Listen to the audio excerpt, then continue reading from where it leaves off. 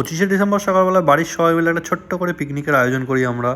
পিকনিকটা বাড়িতেই করি, বাড়ির উঠোনে রোদে। শীতকাল আবার কি, শীতকালে তো এমনিতেও পিকনিক হতেই থাকে টুকটাক। রান্নার জন্য যা যা কিছু লাগে সব কাটাকুটি চলছে। আমার মেজো কাকি এটা।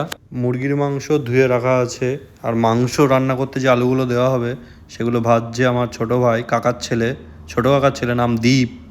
আর সেদিনকে কি ছিল ডেটটা ছিল হচ্ছে 25শে ডিসেম্বর। তো 25শে ডিসেম্বর কেন কেক কাটা হয় বা কেক খাওয়া হয়, তোমরা যদি কেউ জেনে থাকো সেটা কমেন্টে করো। শীতকালে পিকনিক করার একটা আলাদাই মজা আছে, তাও বাড়িতে বসে সবাই একসাথে, সবার ছুটি, কাকারও ছুটি, তারপর দিদি বাইরে কলেজে পড়ে, দিদিও বাড়িতে আছে, কাকি তো হাসছে কাকির ভিডিওটা আমি করছি বলে। এ দেখো খুব বদে। ওদিকে রান্নাটা যতদূর হচ্ছে হোক, ততক্ষণ আমি এই পোগোর সাথে খেলা করে নিই। এর নাম হচ্ছে পোগো। নামটা তোমাদের কেমন লাগলো কমেন্টে জানিও কিন্তু। তারপরে এসে দেখি মাংস পুরো কষে পুরো একদম রেডি হয়ে গেছে। তো কাকিকে ঝটপট করে বললাম 2 পিস দিয়ে দাও, খেয়ে দেখি কেমন হলো টেস্টটা। তো আমার কাকি বেড়ে দিচ্ছিল 2 পিস। ওদিকে হাঁড়িতে ভাত বসানোই আছে।